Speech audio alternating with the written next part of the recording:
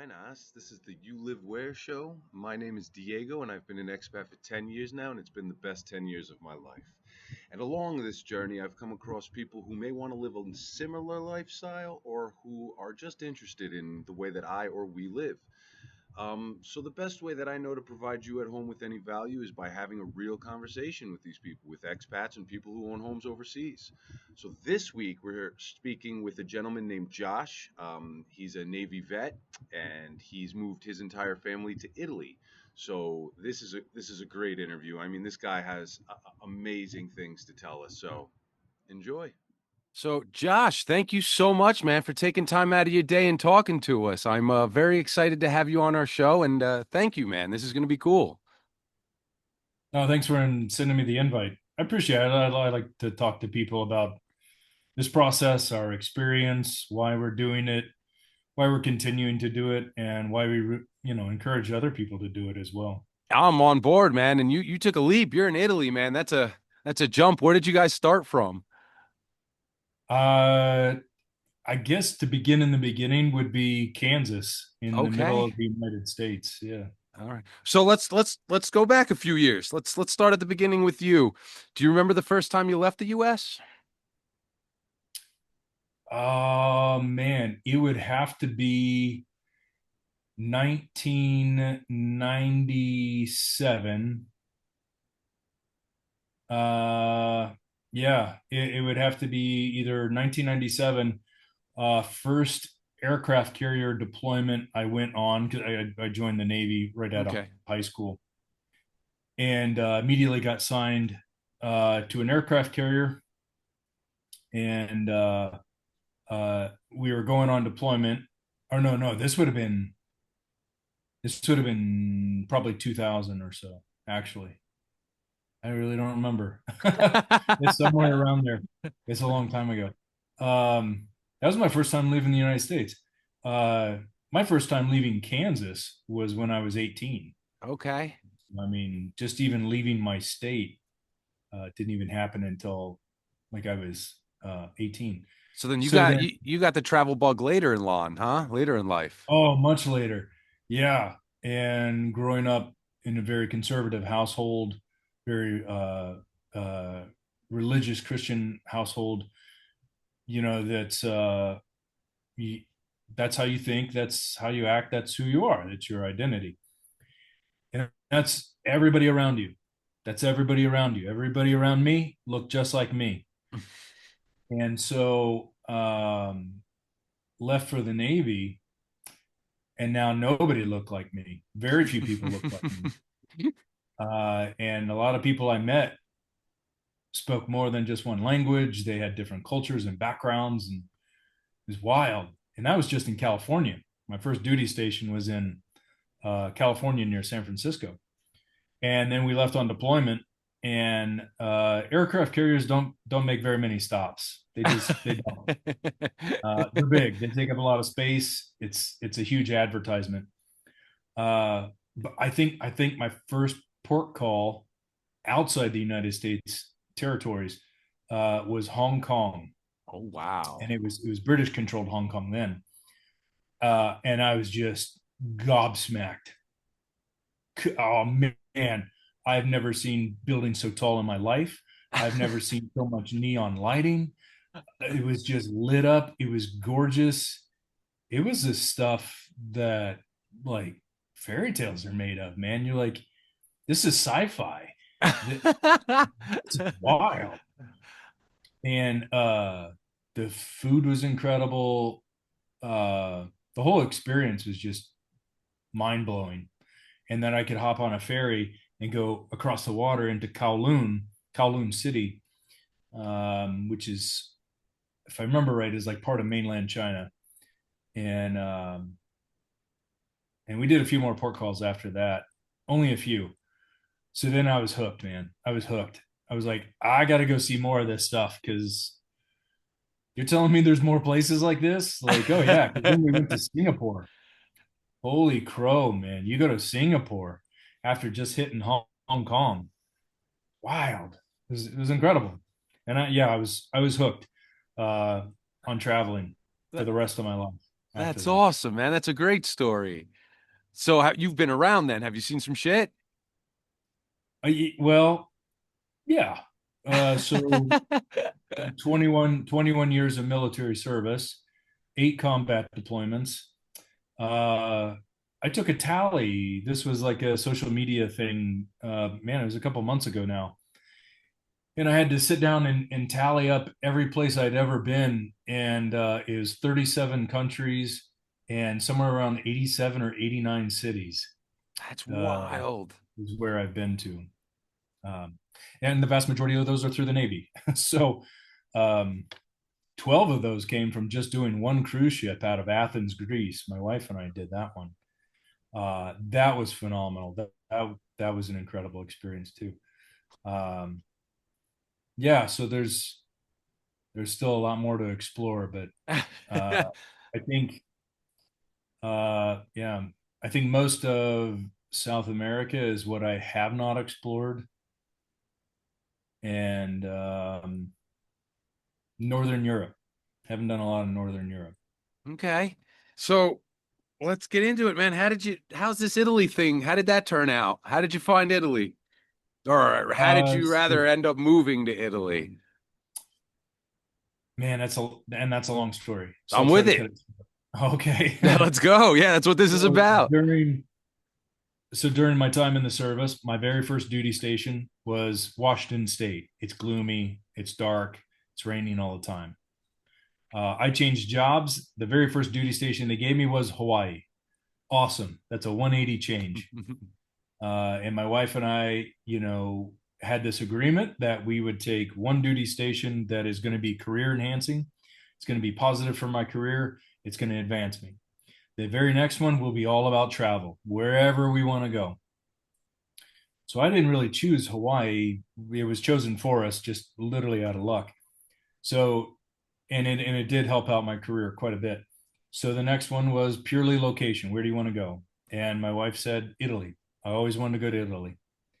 So I said, okay, I'll talk to the detailer and see if we can make it happen. And they did, and they made it happen. So we got orders to go to then uh, Commander Sixth Fleet, which was located in the very historic town of Gaeta, Italy, and uh, showed up there, and we found a place to rent way up in the mountains outside of Gaeta in a small town called Itri, right on the Via Appia.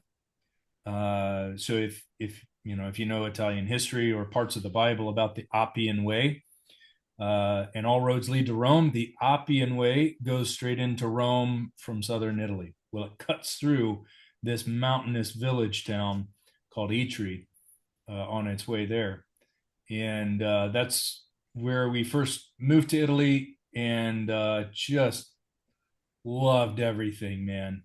Loved everything. And I straight up told my wife, I was like, hey, I don't know what it's going to take. But my contract with the Navy ends at the end of this tour. And I don't care if I got to bag groceries for the rest of my life. I don't want to live anywhere else. And she's like, done.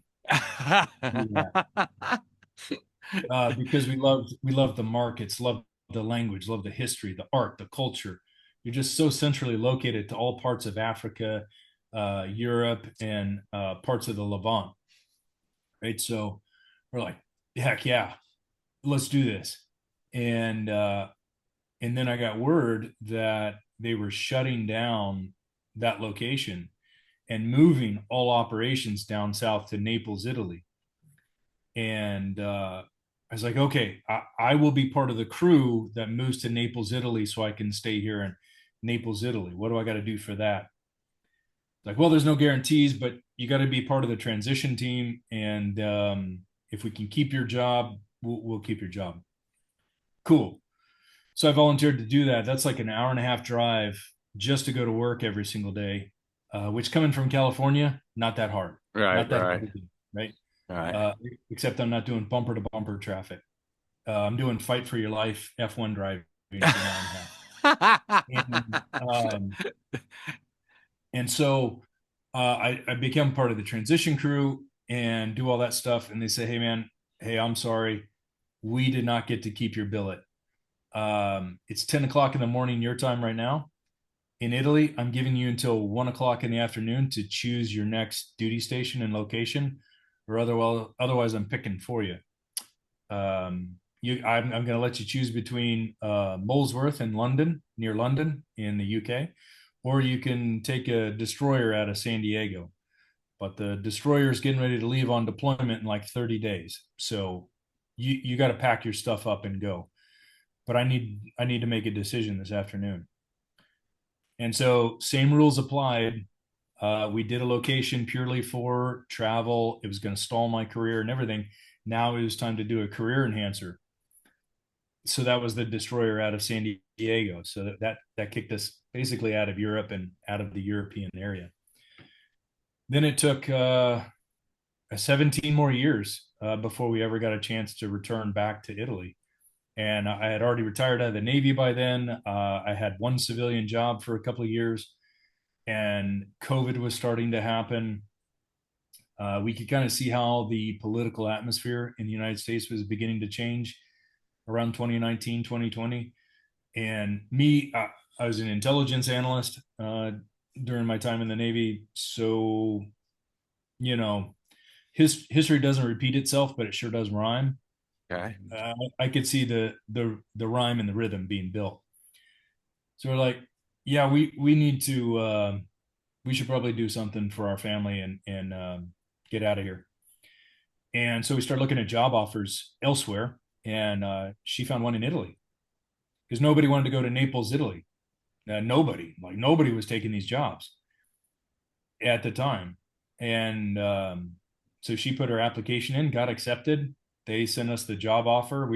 I think we thought about it for a good solid 60 seconds just to do like a checksum that, is this the right idea? Is this a good thing for our family? We're going to be saying goodbye to a lot. We're going to be purging nearly everything, all of our worldly possessions to do this. All right, let's go. And so we did. That was almost 5 years ago. So And so so your wife got a job. she has yeah, she took a government contracting job. She took a job as a government contractor uh, for a company that provides mental health services for active duty service members and their families. Okay. Because she's in the mental health sphere, and that's where her degree is, and her master's and licensure and all that stuff is in mental health and therapy. And yeah, there were no therapists that wanted to take these jobs. So we also knew, as part of being in the military, that was basically the meal ticket that most people never consider or ever think about is government contracting, because um, most people really believe that the only like form of government contracting that's available is like doing security jobs. You're doing patrol. You're carrying a gun and a badge and some body armor all the time. But it's actually incredibly more broad than that. And we knew that from being in the military. So we're like, we'll take advantage of it because nobody's filling these jobs. And with this agreement, with the job offer, we said, you pay for our plane tickets, you pay to move our family, you pay to ship one of my cars over there, you pay all import duties, taxes, fees, all that stuff, So and there's a ton of sponsor our benefit family. to it. What's that? There's a ton of benefit to it. Oh, there's a ton. Yeah. And they said, okay, yeah, sure, no problem. So we did, and took the job offer, and they shipped all of our household goods that we wanted over there. They shipped a car over here for us. They paid all the fees and shipping and taxes and import fees and all that stuff. And that was 5 years ago. And so now we're on our third contract since we've been here, and now approaching the 5 year mark of being residents of Italy, and now getting ready to apply for the lungo sosta. Like it's a permission to stay longer. It's a sojourner's permit, that soggiorno del permesso. That's 5 years in duration, but you have to be here, living, having a residence for the last 5 years. Huh. So we're in the process of buying a home. We've been here for almost 5 years. We're meeting all the requirements. I'm getting my A2 certification in the Italian language. So that's also one of the requirements. You have to be not fluent, but you do have to be at least a grade A2 certificate of the Italian language as part of that. So For permanent yeah, residency. we fully integrated into Italian society. Kids going to school and all that stuff. Dude, that's amazing. All right, so let's go back a little bit. I know that you said the company shipped a lot of your most important stuff, right? But Yeah, what yeah. did you do with everything? I mean, you're a family of four, correct? There's four of you? Five. Five of you. Huh. So how did you had a lot of stuff then, man. What did you do with all your stuff? Did you stick it into storage? Did you sell it all off? Did you get rid of it? How did you Quite a bit of it was just really thrown in the trash. It was thrown in dumpsters. It really was. Um, the keepsakes, the memorabilia, the military uniforms that I was obliged to keep, the equipment, stuff like that. All my firearms all went into storage or with family members, Okay. and Okay. that's still back in the States. Um, but it's not much. It's like I think we have a 10 by 10. It's like a 10 by 10 storage unit. Okay. Okay. Yeah, yeah. Um, and that's it. Everything else we brought with us because we'd lived out here once before. We had familiarity with, the kind of houses that are offered and available, and we knew the sizes that we could get. Uh, my wife ended up getting pregnant and delivering a baby 3 months before we moved. So some of those things we just said hold off on buying any of that stuff for the baby. We'll do Okay. that when we get there. So it's a lot of survivals and essential stuff in the very beginning. But once we land, we're there. We're not going back for anything. So anything we buy, we're going to have to buy from there for there. So you proverbially just burned the ships at the shore, huh? You just stayed. Yeah. Yeah. that Yeah, we did. that's And awesome. but I mean, the prelude to that is I left my job doing mental health and wellness training for combat veterans, and my wife left her mental health job uh, for for family members as well, and we were then a family of four, two dogs and a cat, living in a RV that was 6 feet by 20 feet in length, Okay. and we lived in that thing for I think about a year and a half while we were waiting for this whole paperwork process to go through. COVID happened.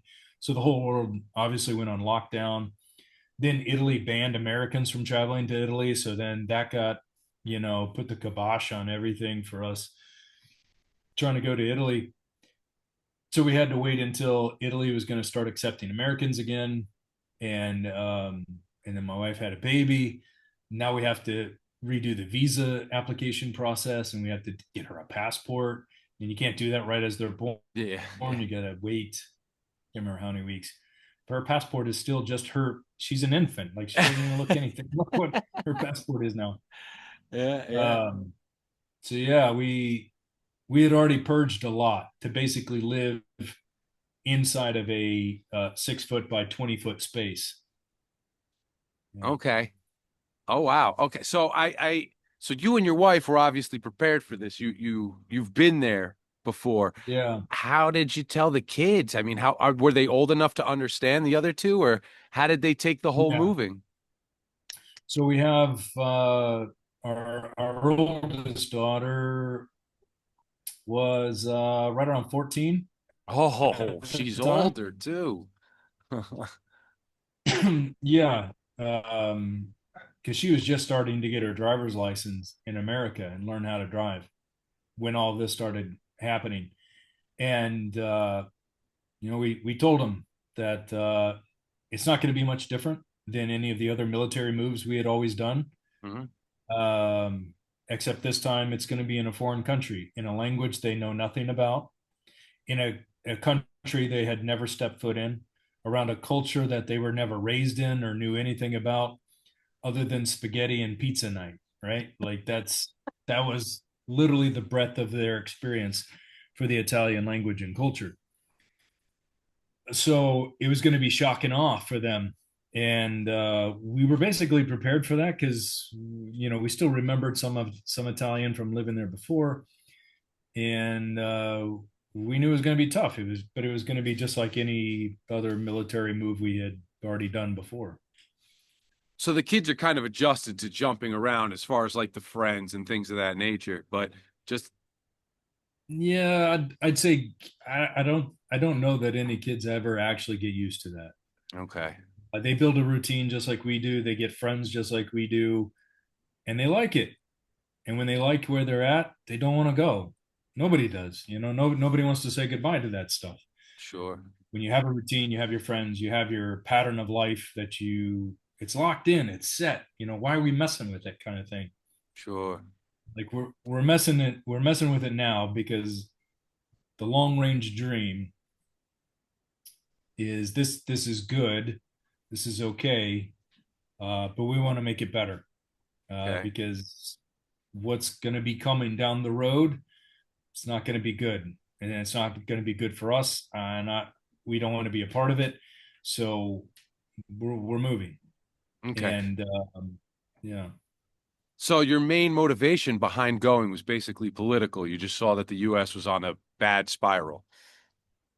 Yeah, that was the I think the biggest push right Okay. there was yeah, like I said, being an analyst, I could kind of see where things were going, the trend was happening, and I have all girls, girls, and kind of knowing all the way back in 2019 where the country was going to head for for that for their future was not going to be good, and my wife and I weren't happy in America.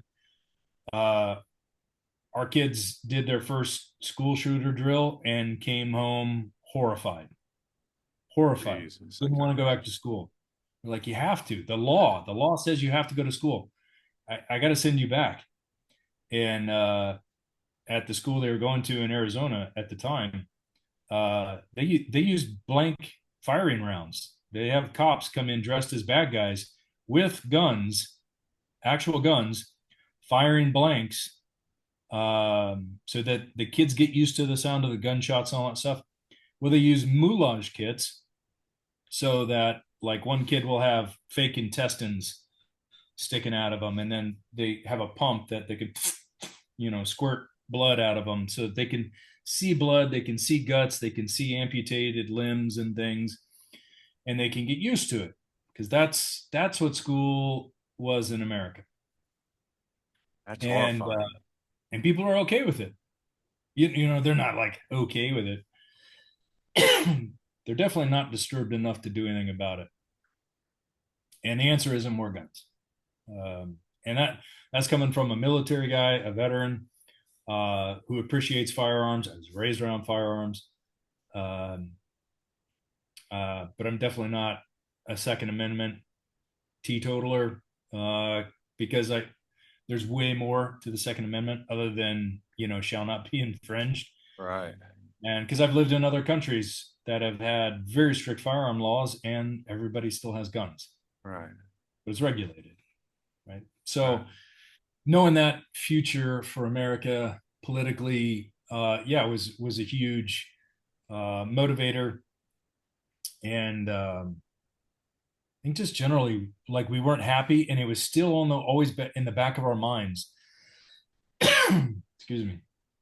We were supposed to be in Italy for 3 years on that duty assignment. It's Right. supposed to be Right. 3 years, and we got told basically we got kicked out just 1 year into it, so we never got to finish that.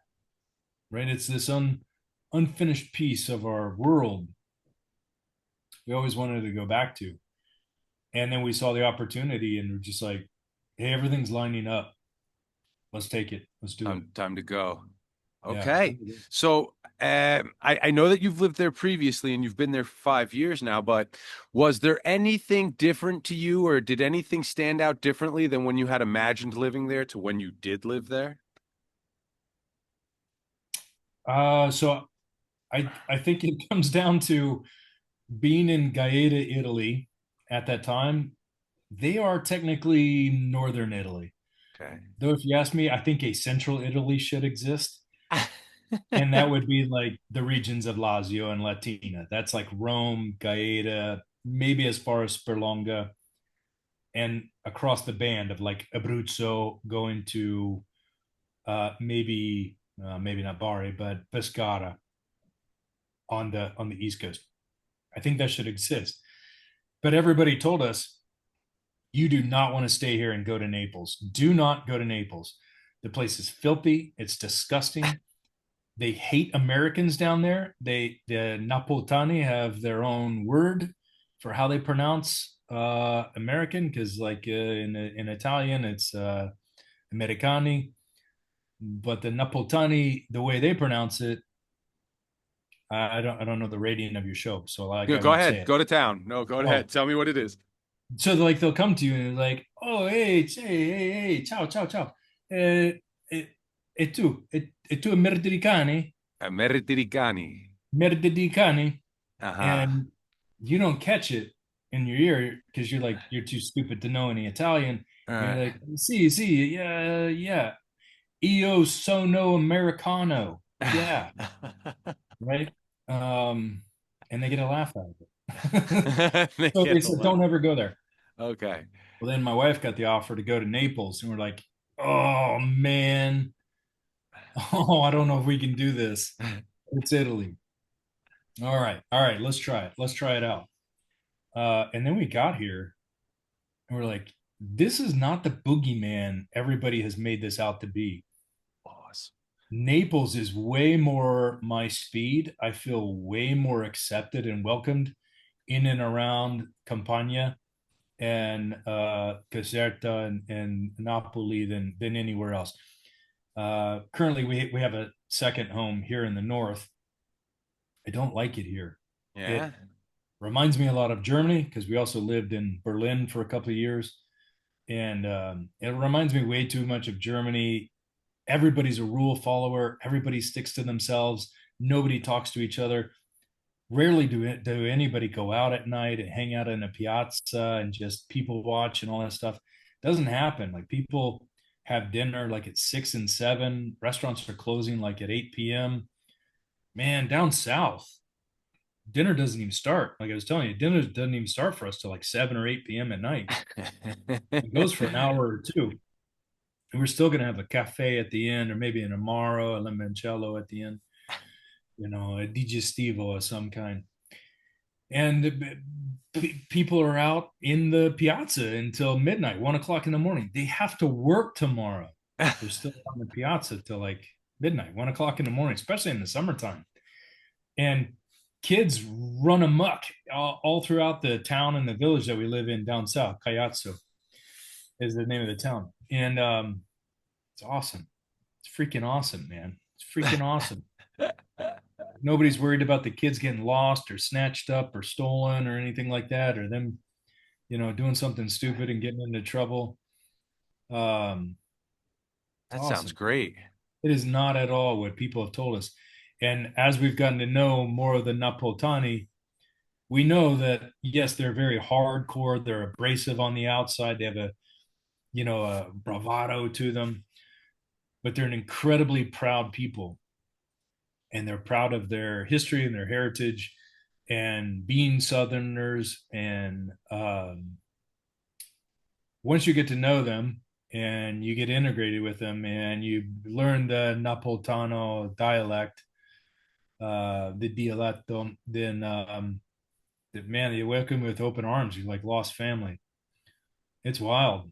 It's That absolutely crazy. that's awesome. That's awesome. So I can hear you working on your language and everything. Was Yeah. that is that a hurdle? Was that a hurdle? The Um, language? this time, no. This Okay. time, no.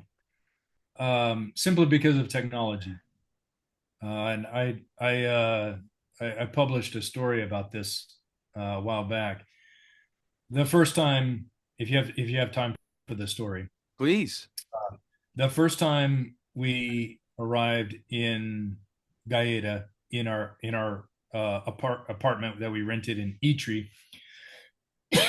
um, our landlord Luigi spoke zero English. He didn't speak a lick of English. We didn't speak a lick of Italian, but their son did. And their son, they sent to America to learn English so that when he came back to Italy, he got a very well paying job in Rome with the TV broadcasting company called RAI, RAI. And so he worked out this deal like, hey, man, if your dad can help teach me Italian, I'll teach him English. How Okay. about that? And he teaches me how to garden and work the land and harvest the olives and make the tomato sauce, the succo di pomodori, and do all this stuff to live like an Italian. He teaches me all this stuff. He's like, deal. My dad will do it. All right. Big brain here. Big brain said, I'm going to take this Italian American dictionary or Italian and English dictionary. And as we work through words, I'm just going to look him up and he's going to give me a word and I'm just going to have the translation for it. So day one of the lesson was Luigi calling me out to the garden and said, Vieni qua, vieni qua. And I was like, okay, I think he means come here. I don't know. All right, well, this is going to be different. And so I follow Luigi up some of the steps. We get up into the olive orchard, and there's some orange trees and stuff there. And he goes to me and he says, "Ashpe, ashpe." I say, "See, okay, okay. How do you spell that? Oh man, what word was that, man? What is he telling me?" I was like, "Oh crap! I didn't even realize he was speaking with a dialect. For one, I didn't Uh-huh. know dialects existed. I thought Italian was Italian." Um, and he was saying "ashpe." What he was trying to say was "aspetta," which means wait here or wait, Yeah. just wait, "aspetta." And so then that's when I realized, like, oh man, this is gonna not go well for me. This is gonna be The hard to dictionary is learn. not going to work. This dictionary is garbage. I put it in my back pocket. And I was like, we're just gonna improvise this. Then Luigi comes back with some oranges, and he says, "Dosh, dosh, ecco, ecco qua, un arancia." I said, "Oh, okay, okay." So Luigi, se dice in italiano un'arancia. Ah, va bene, bene così. Ok, in inglese si dice one orange. And, he tried to say one orange. And then he had another orange. He said, due arance. So, okay, okay. And that's how it went. And that's how we got Okay. started. That's how I learned colors. That's how I learned numbers. That's how I learned how to get through the market on weights and measure. Because we're like, when you go to the market, you're buying everything by weight. I'm not buying 6 pieces of oranges. Sure, sure. I want a kilo of oranges. A And you get kilo. however many you get, The right? Or metric I system was want, fun for you, huh? yeah, right. So, Yeah. um, I was kind of like struggling with some of this stuff too because I was figuring it out. So I went to their son and I was like, hey man, like I also want the market guys to tell me like the names of the fish and things like that, and the cheeses and stuff. What's like a how am I supposed to ask that? And he goes, oh, just one simple phrase. Come si dice in italiano? E questa. He's Ah, like, that'll unlock everything for you. okay. I was like, okay. And that's what I did for days and weeks. Supermarket, the grocery store, the public market. That's what I do. Complete strangers. I'd be at a train station or something. Come si dice questa città? How do you say this city? And I'd learn how to pronounce words that way. Dude, that's That awesome. was, that was it. I just had to learn really just that one phrase. Because I understood what it was in English, but I needed, like the Rosetta Stone of like trying to figure out Sure. what it was in Italian. Dude, that's awesome. That's a hack. It is a hack. And I tell everybody that. I was like, just learn the simple phrases. Please, thank you, Yeah. excuse me, or I'm sorry. And then that phrase, how do you say this Right. in whatever that language is? And And I the did that Italian in people are German. welcoming, right? For the most part, they helped you out. They're willing to answer. Yeah. Yeah. Yeah. It's a Shows you're very making the simple effort. question. Well, yeah, I think a lot of it just because it's a very disarming question. It's not hostile. I'm not mad or upset or anything. I'm curious. I just Sure. want to know, what do you call this? What do you call this thing? That's it. How's your wife with the Italian and the kids? How's everybody else with the Italian? Are they getting it?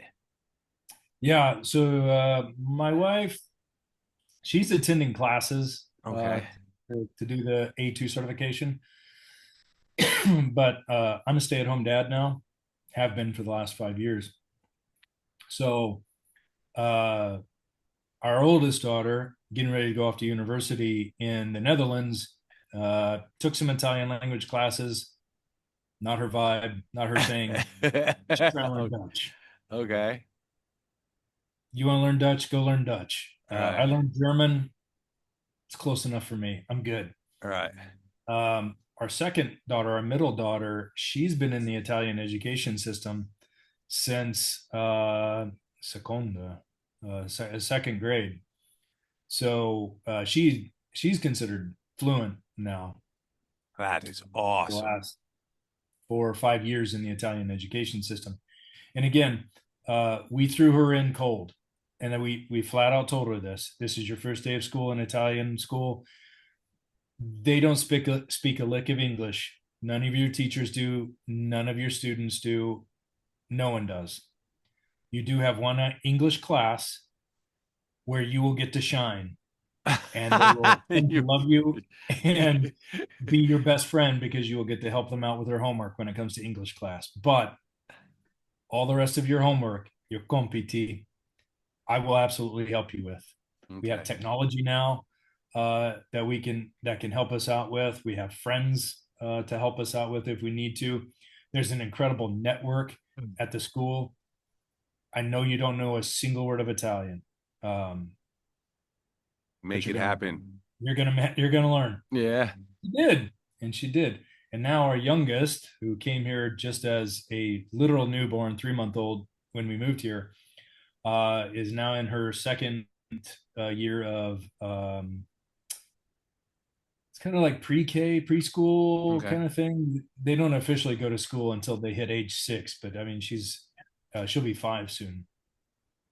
It's more like a glorified daycare, but she's picking it up. She's slowly learning through mimicry and songs and stuff like that. She's slowly coming around, and we reinforce it at home and try to speak more Italian when we can. And when we go to restaurants, I don't want the English menu. Give me the Italian menu. Okay.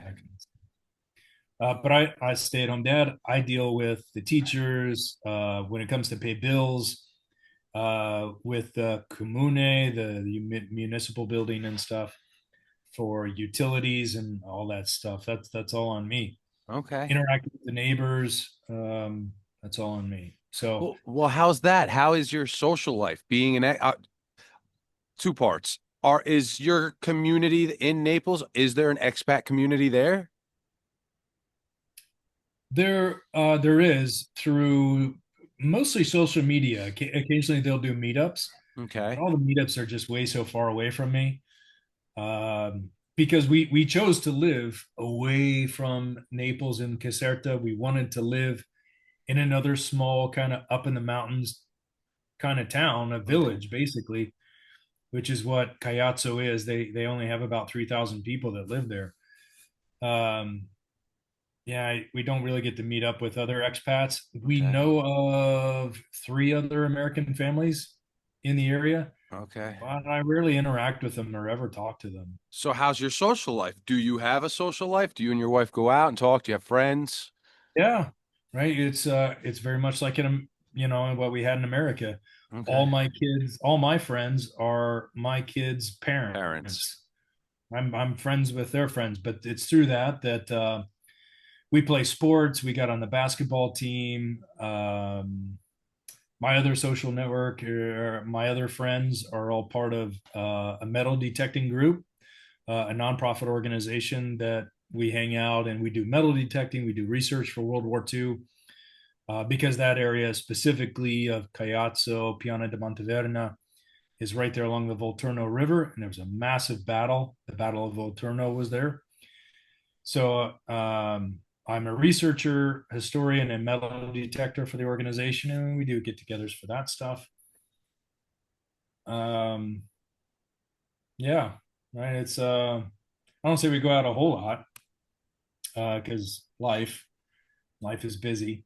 Sure. And up here in the north, it's a lot less. It's a lot less because, man, people just keep to themselves. People don't really interact with each other, and especially if you're a foreigner and you didn't grow up with these people, they don't reach out and interact Okay. nearly as much as they do in the South, That's good to know. That's good from to our know. personal experience. And so what does your day to day look like? I mean, I know you're a stay-at-home dad. So the wife gets up and goes to work. Yeah, What's your day to day? What do you do? What's a typical what's a yeah. typical day look like for you? Uh, every day there is house cleaning, laundry, and dishes, bare minimum.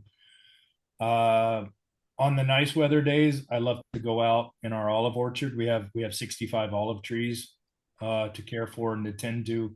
We produce our own olive oil, and so I tend to those and keep up with that throughout the year.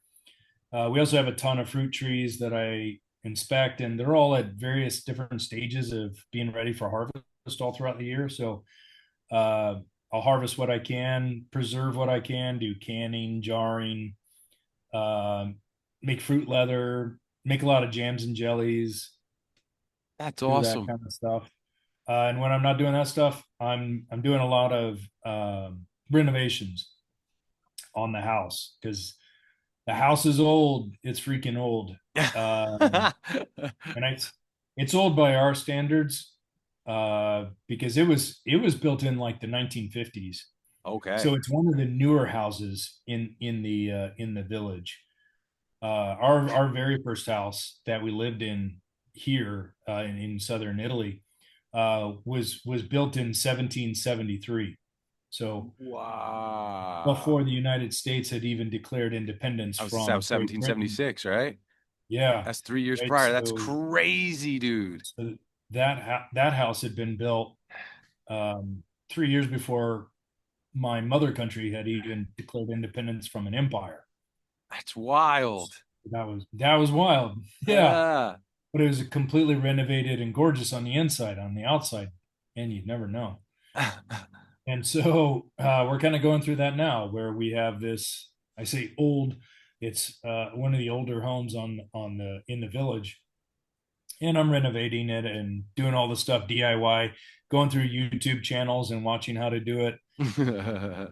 But of course, all the YouTube channels are all in Italian, and so I have So to that helps the translate them as language. I go along. Uh, But now you can do closed captioning and have it auto translate in YouTube. So it's yes. a lot of watching and pausing and comprehending and understanding, and I've Okay. learned a ton. Okay. And So and you're then a Saturday is the morning market that we love to go to, and Sunday is typically another market day, but that's when I do grocery shopping. I build the menu for the week because I also do all the cooking. So I build a menu for the whole week and then do the open air market and the grocery run on Sundays. how is your quality of food? I mean, is it better Yeah. than I gotta ask, man. How's the Oh, quality? yeah. There it gives you God. the reason to tell me, man. How's the quality of Yeah. food? How's that working? Your health and all that in that case. Um, so my blood pressure is still high. Um, but You got I three girls, bro. Don't have expect that to go down. right. But I do have a sweet tooth. And I love sugars, which don't help. Um, yeah. So like dinner tonight was chicken shawarmas, but I made everything from scratch. Everything was from scratch. but that's because I can get the ingredients here. It's not a problem. Uh, Um, and I have the time to do it. And I make a ton of meals purely from scratch. It's only the times when we're craving American food, like taco night or something, where um, I go to the American military base that we have access to because I'm a retiree and my wife's a contractor. And as a retiree, I have access to the commissary, the grocery store on base, and I can get American products. But walking through there, everything is prepackaged, everything is highly processed. Every man sucks. yeah. And I don't do American food nearly as much as we can. I don't feel good afterwards. Like it tastes good. I don't feel good afterwards. Yeah. And so it's when I fix stuff from our Italian recipes, stuff from our German recipes, some of our Irish cooking, or stuff I love to make from the Middle East, from living in places like Bahrain, and I lived in Afghanistan for a while. I like to make that food, and I love it. I That's love it. So awesome. I That's have a awesome. very large kitchen. Oh yeah, it didn't help when we went to Morocco last February, which is a gorgeous time to go to Morocco, by the way. February. Is February. Okay. Yeah, there's hardly any tourists there. Um, Gorgeous, and we spent the whole day with a family from Marrakesh. We spent a whole day with them in the kitchen, uh, getting having tea, mint tea.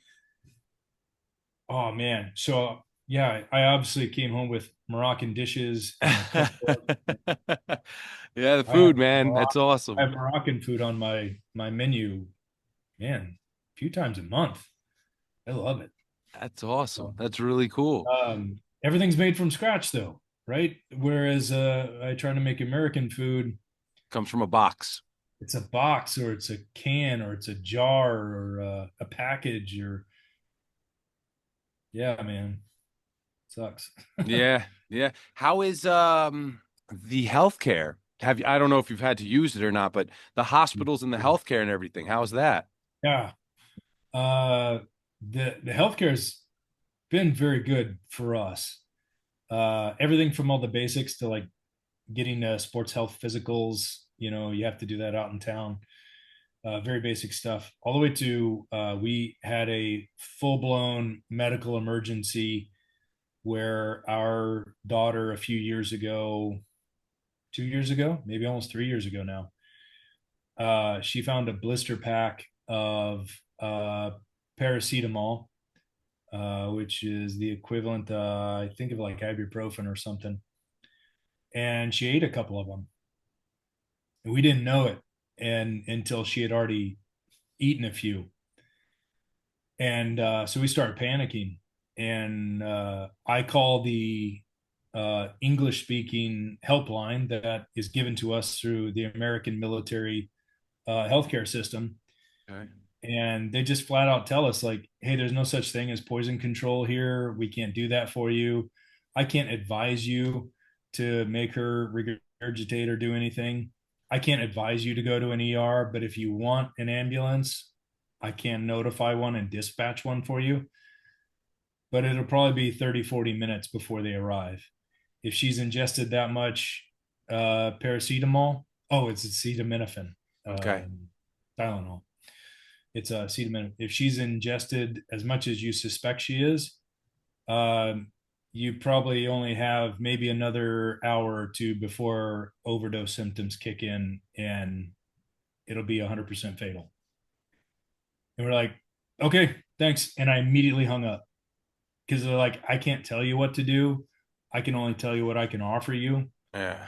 And I was done. I was done with the American healthcare system. I was Okay. like, that's it. We're going to the nearest ER and I'll pay the bill. I don't care what it's going to be. I've got a credit card I can do it with. Sure. That's what I'm used to on the American healthcare system. And so I drove like a Southern Italian, bat out of hell. It was like 11 o'clock at night. to the absolute nearest hospital. We had called and let them know we were on our way. They immediately rushed us to the pediatric ER, and there was a language barrier there. They had one nurse on staff who spoke a little bit of English, and I knew just enough of like numbers and colors and that stuff at the time to be able to get through some of the conversation. And yeah, man, like they bent over backwards to like help us out, figure everything out. They weren't mad at us or frustrated. They were really just trying to solve the problem. And there was the language barrier, and they were like, hey man, the clock is ticking. We really got to know how many pills did she eat, because if she ate this many pills, this is how much of the antidote we have to give her to counteract it. If we give her too much, it destroys her liver, she dies. If we don't give her enough, the paracetamol destroys her liver and she dies. So we need the exact amount. We're like, we don't know what the exact amount is. We didn't see her ingest it. We were busy getting the other kids ready for bedtime. Everybody was brushing their teeth, and she snuck off when we weren't looking, and she got into the medicine, which we didn't even know existed. It was Right. left over from a visit to Germany like a year or so prior, and so they worked through the whole system, and they're like, okay, so we're just gonna ease into this antidote. And that hospital stay, I think, was like 5 days long, and she had started to OD. She had started to overdose there in the hospital, and they let us know that, hey, that we can see the signs, it's happening, but we've got the antidote in there. It's going to take some time to work. And they did blood draws and they did all this stuff, right? So at the end of all that, she finally gets cleared. She's okay to leave. Even the other families that came in, they had a kid that had overdosed on tobacco. He had gotten into his dad's loose leaf tobacco stash and put a bunch in his mouth, and he was starting to overdose on from the tobacco. Right. So like there was another case in there with us. That family was amazing. Like they only spoke Napolitano. They didn't even speak Italian. And I only knew Italian. But we shared food. We talked back and forth for what we could over our phones, to Google Translate stuff. Sure. And it was phenomenal. And so when we left, we were like, okay, here's your discharge papers. And we're like, I'm ready for the bill. Give it to me. I don't care what it is. You saved my daughter's life. I'll Sure. pay it. And I do know I'll get reimbursed as a retiree and through the TRICARE health system, but I do have to pay something up front. Cool. Just tell me what the bill is. And they're like, no, no, no, no, there's no bill. There's no bill. It's like, oh, okay, you'll send it in the mail. They're like, no, there's no bill. It's like, no, no, we're losing something in translation here. We Yeah, got right. an English speaker, a translator for the hospital, and she's like, she said there's a problem. You think there's a problem with the translation? I was like, yeah, he's telling me there's no bill, but I just need to know, like, do I pay before I leave? Will it come in the mail? I want to make sure they got the right address. And she's like, no, there's no bill. In Italy, anytime someone age 16 years of age and younger comes in for emergency medical care, it's 100% taken care of by the state. That's where our taxes go. Our taxes pay for all of this stuff. It's already taken care Wow. of. There's this is your paperwork. We advise a follow up with your primary care provider. But here's all the paperwork on her bilirubin count and all this other stuff for her liver. And I was like, no friggin' way. Are you kidding me? She goes, yeah, that's law here. And I was like, that's wild. But That's and this great. right. So That's this great. and this keep in mind, this is That just blowing makes my mind sense. as someone who has benefited as being a military member for 21 years and a retiree. We have done nothing but benefit from socialized Medicare through the military. Yeah. So I'm used to that. The bill's always taken care of. When I've had knee surgery, when I injured my shoulder, I had 28 TBIs. all that time I've spent in the hospital, never once had to worry about a bill. But leaving that system and going into Italy, I knew was going to be one of the obstacles that was probably going to happen one day. The kids are going to get hurt. They're going to fall. They're going to break something. They're going to Yeah, get it's hurt from something, children. Sure. right? Um, but they're like, no, it's a emergency care for 16 years of age and younger, already taken care of by the state. So the taxes go to pay for it. That is amazing. That just makes So sense, doesn't it?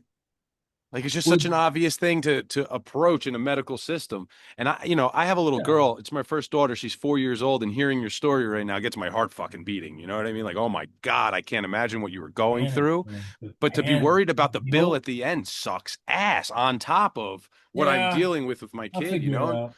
Right. I'll figure out the bill. It's just money. It's Yeah. just money. I only got one kid. Yeah, yeah. I got that one No, daughter. but in Uh, America though, there yeah. it doesn't work like that. You go to the bill, Oh, you go with your buddy. kid. You're gonna, yes, Yeah. I'm gonna save my child, but I'm walking out of here fucking bankrupt. I'll do I whatever it never. takes because it's my kid, but you Yeah. know, Right. uh, So I never truly had to experience the American healthcare system. I uh, never did. I went from high school into the military, and I've done nothing but benefit from socialized medicine and a socialized Medicare system my whole life. And it makes sure, sense. It makes sense to me. It made sense to me all throughout the military. And it was only until like much later in my years in the military that I realized that they basically have to keep it that way as an incentive to recruit people. That sure. That's a big hardcore one. That and the conservatives. education, right? A lot of kids join the Yeah, military because they want an education. And those are the yeah. two It's not things to that should serve their definitely not country. be a no-brainer to be offered to people, military and Absolutely, man. education. Yeah. That's right. The vast majority of people. I entered into the Navy post Gulf War America, so we were in a quasi state of war. Saddam Hussein was still in power. That deployment I did on the Carl Vinson in 2000 was Operation Desert Fox and Southern Watch when Saddam made another run. But every single person I ever served with, not a one of them ever enlisted because they loved their country or they were patriots. Every single one of them, wasn't altruism or anything. It was socialized Medicare. It was a guaranteed paycheck. It was stability. It was a roof over their head. Get It out from was where their I'm coming. leaving gang violence. Yeah. You know, so all these things that um, so much of conservative America tries to demonize and weaponize and say is horrible. It is their absolute number one recruiting tool for the military. Yeah. If you make those things acceptable, the military looks a lot less attractive in a uh, um, all volunteer force. There's no conscription, so It's true.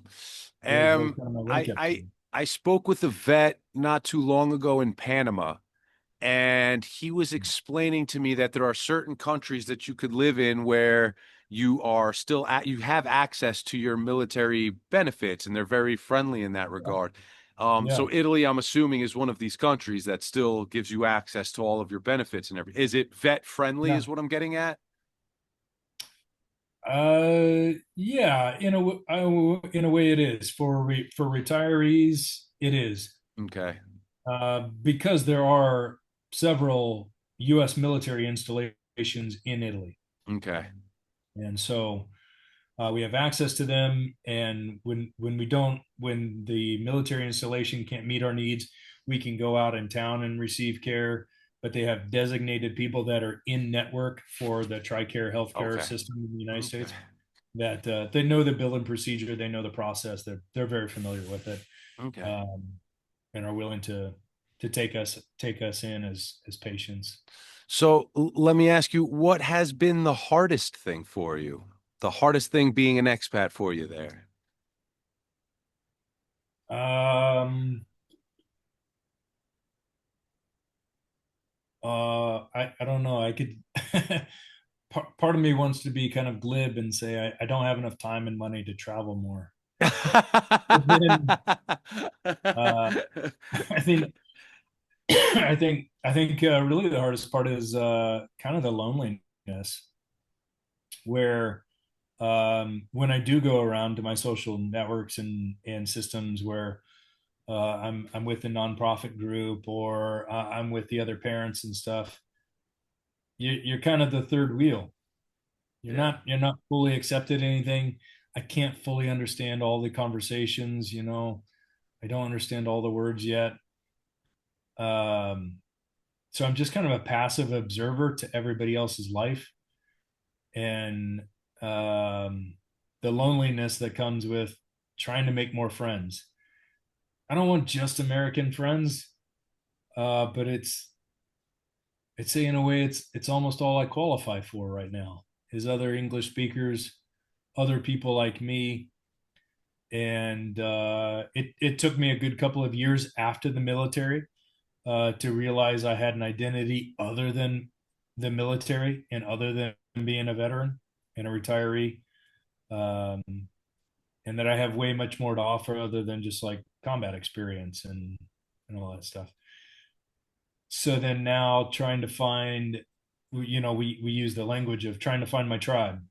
Okay. I don't know where they are. And now with the latest contract and stuff that we're working on, we spend a lot less time in southern Italy and we spend much more time in northern Italy. I'm away from my tribe that, even I did have down south. So I'd say the loneliness. Yeah, I spoke with a gentleman from South Africa that immigrated over to Costa Rica, and he was mentioning that it's like we're in a gray zone because you're not really accepted here. But you know Yeah, what? Even if you go back to America, we're not there anymore. So we're not even that's right. accepted there anymore. So we're in this like Yeah, weird gray area that is difficult for a lot of us. Yeah, yeah. absolutely. If you're probably, someone like me too, I will never look Italian. I will never be Italian. I can never I pass will for never Italian. look Italian. Yeah, Yeah. I it really kind of infuriates me sometimes to go to someplace, especially here in the north, especially here in the north, where I go someplace and I will speak Italian to them at a store, or at a restaurant, or something, and they'll immediately break into English. Oh God, I get that, and I'm fluent. Yeah. Right, and so uh, I ended up having a conversation with a woman where I basically told her in Italian, look, you can speak to me in English if you'd like to practice English, but I'm going to speak to you in Italian, and we can practice together. Sure. And she said, "Okay, Yeah. benissimo, grazie." And he's, yeah, I get that. I speak fluent. I grew up traveling between Nicaragua and America my whole life, so I've gone to school here, and I'm very fluent. But still, I'll say something in perfect Spanish, and they'll look at me and be like, and then they try to speak my Spanish is better than your English. Let's work on, you know what I mean, for us to communicate. But Yeah, they see the face, like you said. I'll never be yeah, I'll Nicaraguan. never You be know what I fully mean? accepted. I got the gringo face. Yeah. Mm. Yeah, um. man. Okay. If there was something that you were able to teach yourself prior to you moving only here in this Italian journey, if you could go back 5 years and tell yourself something, what would that be? Mm, man, I don't know. I don't know. um, I don't think I would want to though. That's awesome. I don't, because I think it would change things. I think um, I think it would change things because our the whole journey just to leave America to come to Italy was insanely difficult. Beyond just having a newborn baby, beyond a global pandemic that had locked the world down, it was the bureaucracy and everything else. Our motto had become in this whole process, this transition had become, maybe it'll work out, maybe it won't, but either way, it's going to be a great adventure. It's And awesome. that was our motto. That was our motto. For almost a year, we had to lock on to that motto. Every day there was a setback, a delay, a hindrance, a roadblock. I was literally almost to the point of just like throwing my hands up in the air and just saying, fuck it, I'm done. It's not worth it. It's not going to happen. There's just too much going on in the world right now and everything else. We're going to have to change dreams. And I was quite literally almost there. And it was wintertime in Kansas. And I had gone outside and I saw a bald eagle. Now, bald eagles in Kansas are incredibly rare. They're very rare sights. And I did a social media post about that. I'm trying to remember what that was all about.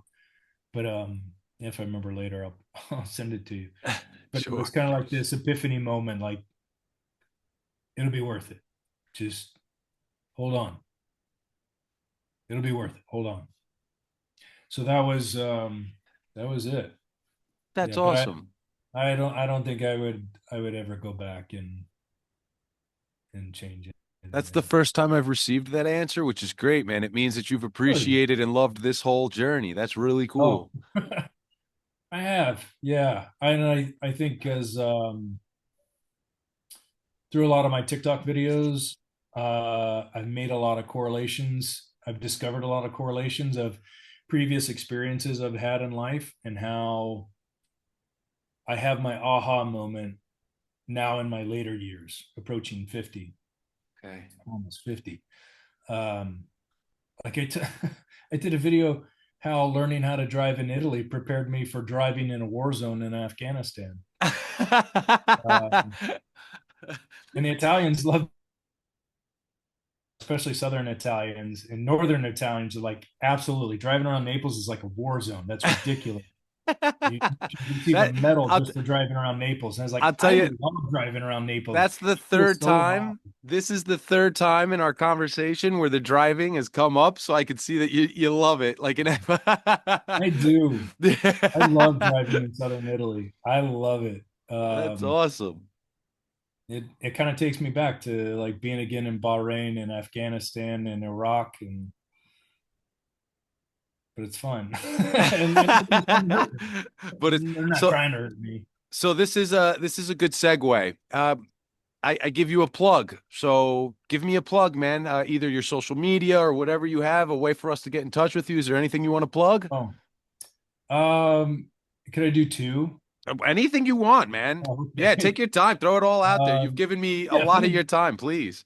if anybody wants to follow along on our journeys, some more of my stories, I share them all on my TikTok uh, channel as Under the Campagna Sun. So it's like a kind of an homage to Under the Tuscan Sun, but we obviously didn't make it to Tuscany. We made it to Campagna. Okay. But that movie and book was a huge influence on our life to want to go from Hawaii to Italy. So that would go there for more of my stories, more of my philosophical take on life and certain things. And then the other one would be the nonprofit organization that I volunteer with down south. Uh, they're called Linea Volturno 1943. So Linea Volturno 1943, or the Volturno Line 1943. It's an official nonprofit organization there for the Volturno Valley, outside of Piana di Monteverna and Caiazzo and some of the neighboring towns. And we've done projects to repatriate dog tags from service members that have been found in the area. We are working with Joint Personnel Recovery Agency, JPRA, to locate and recover the remains of 5 missing service members that were last seen in the area during World War II and have gone missing in combat and are still listed on the POW MIA roster. We do a lot of metal detecting and discovering World War II relics. Occasionally, we've even come across dangerous unexploded ordnance. So we work very closely with the Carabinieri to come out, and their EOD guys come out and they take care of the ordnance. What would otherwise, a little kid could find these grenades or these bombs and things, but we're all made up of combat veterans. So they're all from the Italian military. I'm from the U.S. military. I kind of work as the translator for American maps and American terminology. But we have a Facebook group, we have a TikTok page, and you can go to them to hear more of our stories where we interview survivors from World War II, the very few that remain. The last couple we did, they were just children, but they're in their 90s now. So we collect stories, we collect the history, so it doesn't get forgotten because it was a very pivotal war for the Alliance to go from southern Italy to make that transition up to now the Battle of Anzio outside of Rome to Monte Cassino, which is just up the road, about an hour from where I live. And so it's a very pivotal battle there, and our organization uh, does a lot to keep that memory alive and promote all of that. Yeah, what we do is send me the links and send me everything that I could Okay. put in the comment section so people could either reach out, follow you, or check you out on the TikTok thing. Yeah, man. All right. Okay. So this is my last question for you. There's a gentleman at home or there's a family at home and they're watching this and they're like, dude, this guy's living the fucking life. He's in Italy. This is amazing. I want to do what he does. Oh, What do you tell them? do it. Like, right. So I use this analogy because I have come across this before. I use this analogy from Tony Robbins in one of his motivational speeches. And at the end of it, the end of his long story, he boils it down to just one thing. Life will pay whatever price you ask of it. And so if you demand the bare minimum from life, it's probably what you'll get. If you don't dream big and wish big and act big and demand big from life, you can't expect big things to happen for you.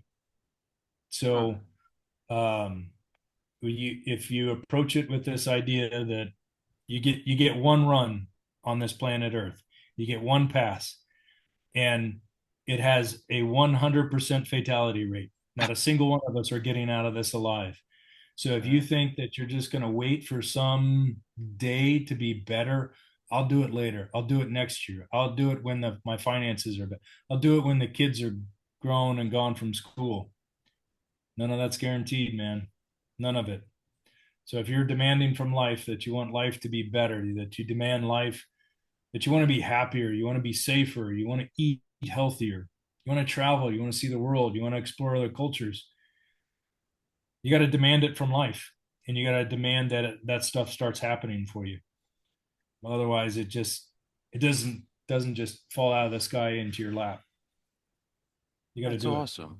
That's awesome, man. Thank you. Yeah. Okay. That was Josh, man, thank you so much for your insight, man. You're an absolute inspiration, and you gave us so much to work with today. And thank you. Thank you so much. I really appreciate you for taking your time out and talking to me, man. Thank you. Oh, thanks for your time. Yeah. Thank you for inviting me. Yeah, this was great. Thank you, Josh. I'll talk to you soon. All right. Have a good one, man.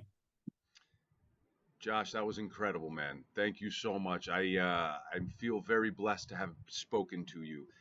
I appreciate you, man. You're an inspiration. Thank you so much for sharing with us, and I wish you nothing but the best, man. I'm sending you positive vibes.